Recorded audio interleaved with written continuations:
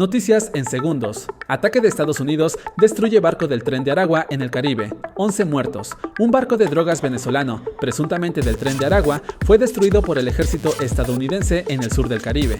El ataque, confirmado por Donald Trump y el secretario de Estado Marco Rubio, dejó 11 presuntos narcoterroristas muertos. Según el Pentágono, fue un ataque de precisión en aguas internacionales, bajo la responsabilidad de Southcom. ¿Estamos ante un golpe contra el narcotráfico o ante el inicio de una escalada militar en la región? No te quedes solo con este short. Mantente informado, compara fuentes y saca tus propias conclusiones. Suscríbete a Noticias para estar al tanto.